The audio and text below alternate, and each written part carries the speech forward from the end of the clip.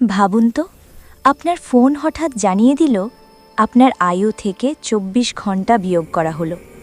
আপনি কি তখনও বলবেন আর মাত্র ৫ মিনিট? আমরা ঠিক এভাবেই নামাজ পিছিয়ে দিই, বলেছি পরে পড়ব, সময় তো আছেই। কিন্তু প্রশ্ন হলো, নামাজ না পড়েও যদি সব ঠিকঠাক চলে, তাহলে ক্ষতিটা কোথায়?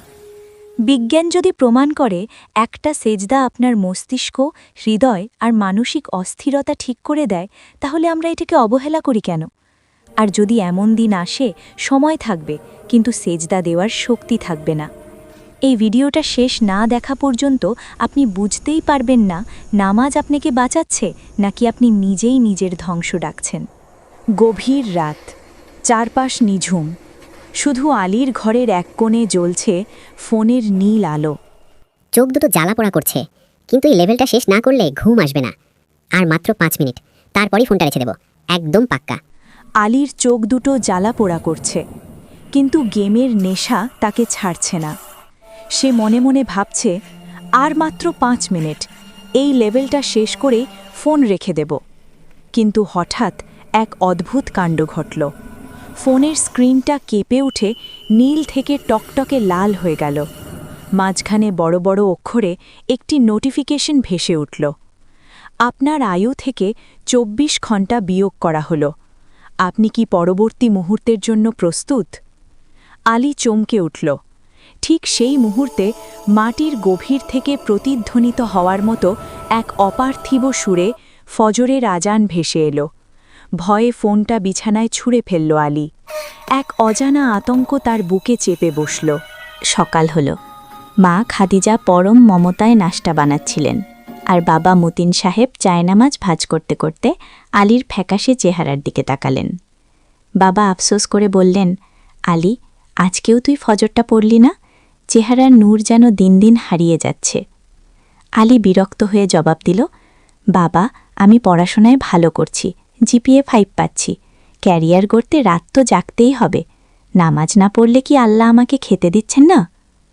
বাবা গম্ভীর কণ্ঠে পবিত্র কুরআনের সেই আয়াতটি স্মরণ করিয়ে দিলেন, যেখানে আল্লাহ বলেছেন, যারা তার স্মরণ থেকে মুখ ফিরিয়ে নেয় তাদের জীবন হবে সংকীর্ণ এবং কিয়ামতের দিন তারা অন্ধ অবস্থায় উঠবে। আলীর মনে তখনও প্রশ্ন, নামাজ পড়লে বৈজ্ঞানিক লাভ কি? দাদু ফরিদ তাকে নিয়ে গেলেন ডাক্তার কামালের চেম্বারে। সেখানে ডাক্তার কামাল আলীকে বোঝালেন নামাজের প্রতিটি ভঙ্গির বিস্ময়কর বৈজ্ঞানিক রহস্য।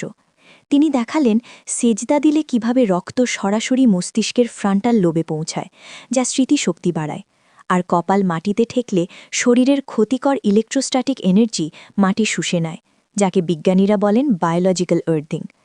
দাদু একটি চমৎকার রূপক শোনালেন। এক ক্লান্ত যোদ্ধা যেমন ঝর্ণার পানিতে তার ভারী বর্ম খুলে হালকা হয়, নামাজও তেমনি দুনিয়াবি দুশ্চিন্তার ভারী বর্ম থেকে মানুষকে মুক্তি দেয়।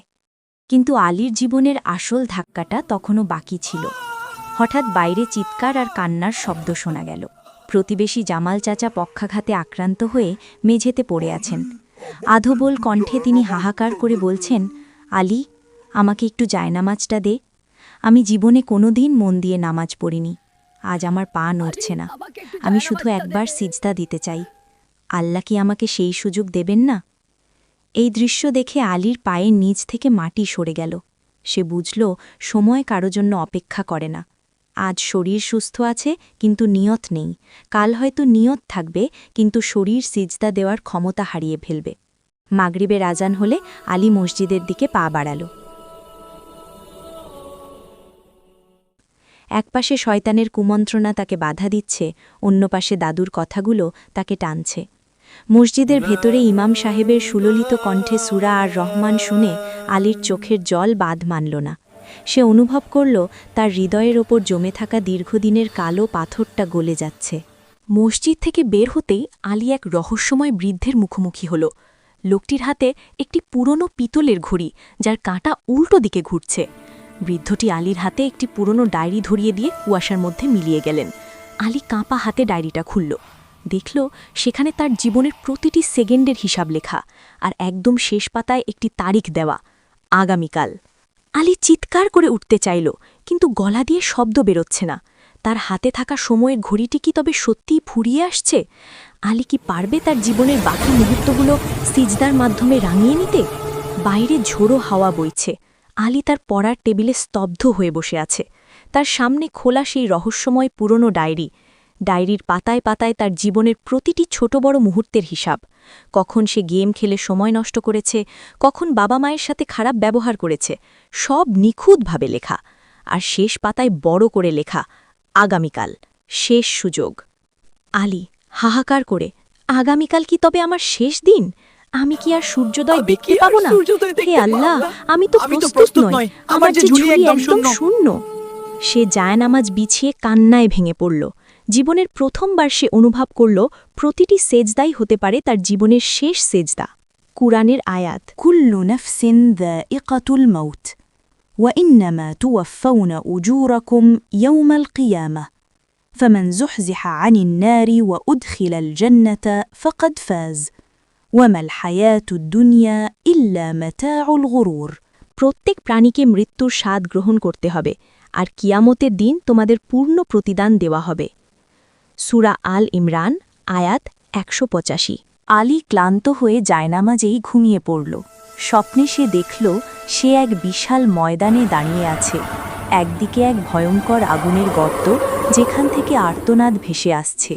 অন্য পাশে একটি রূপালী নদী আর মায়াবী সুঘ্রাণে ভরা এক বাগান। হঠাৎ সেই রহস্যময় বৃদ্ধ লোকটা সামনে এসে দাঁড়ালেন। বৃদ্ধ, আলী, দেখছো ওই অন্ধকার? ওটা হলো সেই সময়ে যা তুমি অপচয় করেছ। আর ওই আলো, ওটা হলো তোমার সেই চোখের জল যা তুমি আজ রাতে ঝরিয়েছ। কোনটা বেছে নেবে তুমি? আলী দৌড়ে আলোর দিকে যেতে চাইল, কিন্তু তার পায়ে যেন শিকল বাঁধা। সে চিৎকার করে উঠল, আমাকে ক্ষমা করো, আমি ফিরে যেতে চাই। আসসালাতু খাইরুম মিনান নাওম। আজানের সুমধুর ধ্বনিতে আলীর ঘুম ভেঙে গেল। সে দেখল তার জায়নামাজ চোখের জলে ভেজা। সে দ্রুত অজু করল। ডক্টর কামালের সেই কথাগুলো তার মনে পড়ল। অজু মানেই প্রশান্তি। সূর্য উঠেছে, সোনালি আলোয় চারপাশ ঝলমল করছে। আলী জীবিত, তার মৃত্যু হয়নি। সে অবাক হয়ে ডায়েরিটার দিকে তাকালো। হঠাৎ দেখল ডায়েরির লেখাগুলো বদলে যাচ্ছে। আগামীকাল লেখাটি মুছে গিয়ে সেখানে নতুন লেখা ফুটে উঠল। প্রতিটি নতুন সকালই হল তোমার জন্য আল্লাহর দেওয়া শেষ সুযোগ। কালকের আলী মারা গেছে, আজ এক নতুন আলীর জন্ম হল। আলী বুঝল সেই বৃদ্ধ লোকটা অন্য কেউ নন, তিনি ছিলেন তার নিজের সুপ্ত বিবেক, আর ওই ঘড়িটি ছিল সময়ের মূল্য মনে করিয়ে দেওয়ার এক অলৌকিক সংকেত। গল্পটি শেষ হলেও জীবনের গল্প কিন্তু শেষ হয়নি।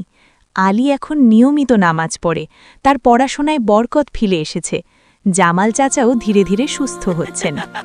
জরুরি বার্তা, বন্ধুরা, আমাদের সবার পকেটেও কিন্তু একটা সময় শেষ হওয়ার ঘড়ি আছে। আমরা জানি না কখন সেই ব্যাটারি ফুরিয়ে যাবে।